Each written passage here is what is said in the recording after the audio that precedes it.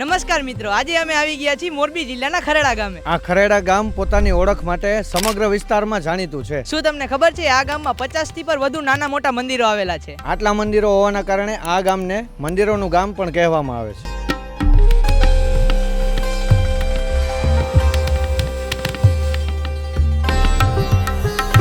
અને આ ગામમાં ઘણા મંદિરો ઘણા વર્ષો જૂના છે અને તેમના ઇતિહાસ પણ ઘણા રસપ્રદ છે. અહીંયાના લોકોની ધાર્મિક આસ્થા અને ભક્તિ ખરેખર પ્રશંસનીય છે. આ ગામમાં કેટલા મંદિરો છે ને આ ગામની વિશેષતાઓ અને આ ગામમાં કેવા કેવા કાર્યક્રમો યોજાય છે? પહેલાં તો ખરેડા ગામની મુલાકાત લેવા બદલ તમને ખૂબ ખૂબ આભાર. તો ખરેડા ગામની જો વાત કરવામાં આવે 1635 વૈશાખ સુદ પાંચમના દિવસે આ ગામનું તોરણ બંધાણું હતું. એટલે કે 460 વર્ષ જેવી આ ગામની ઉંમર છે. એટલે કે દિન પ્રતિદિન આની અંદર રાજાશાહી આવી, ત્યાર પછી લોકશાહી આવી અને દિન પ્રતિદિન 18 વરણ સાથે મળી અને આ ગામની અંદર રહે છે.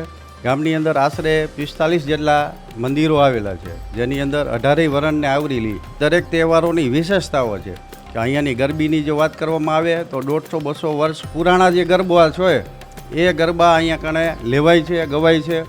તેમજ અહીંની જન્માષ્ટમીની વાત કરવામાં આવે તો જે ગજરો આપણી પ્રાચીન પરંપરા છે કે જે 250 વર્ષ પૂર્વે જે અમારા પૂર્વજો ગજરો કઈ રીતે ગૂંથતા એવી વિશેષતાઓથી જન્માષ્ટમી ઉજવાય છે. ઉપરાંત બળેવ જેવા નાના તહેવારો પણ અહીંયા હળ રાખી હળની જે છોકરાઓની જે વિધિ કરવામાં આવે છે કે આપણો વરસાદ કેવો થશે, એવી અનેક પરંપરાઓ અનેક તહેવારો જે 18 વરણ સાથે મળી અને ઉજવે છે. અને આ ગામની વસ્તીની જો વાત કરવામાં આવે તો 4000ની વસ્તી ધરાવતું આ ગામ હતું. પરંતુ સમયાંતરે આજે દિન પ્રતિદિન લોકો જોઈ રહ્યા છીએ કે શહેરો તરફ વળતા થયા છે.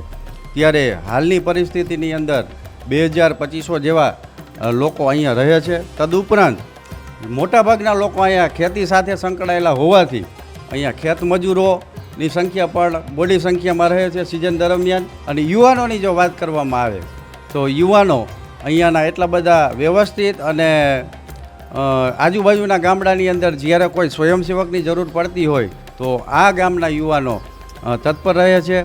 તદુપરાંત અમારે ધનતેરસ દરમિયાન ગૌશાળાના લાભાર્થે નાટક યોજાય છે. તો દરેક યુવાનો એની અંદર પણ ભાગ લઈ અને આ સંસ્કૃતિને પકડવા માટેની જોર આજે પણ આ ખરેડા ગામના યુવાનો કરી રહ્યા છે. કોઈ સમૂહ કામ થતું હોય તો આખા ગામનો સહકાર અને ગામ બહુ સરસ છે અને ટેકો દેવામાં એવું. અને રાજકોટ જિલ્લામાં પણ ખરેડા જેવું ગામ નહીં હોય. દાનમાં એવું બધી રીતે કમ્પ્લીટ છે ખરેડા ગામ. અને આ જુવાનિયા જે છે એ કામ સારું કરે છે. વિજયભાઈ અમારા માસ્ટર સાહેબ છે, એ બધા કામ સારું કરે છે. આવા વિશેષ સમાચારો માટે આજે જ અમારી એપ્લિકેશન ડાઉનલોડ કરો.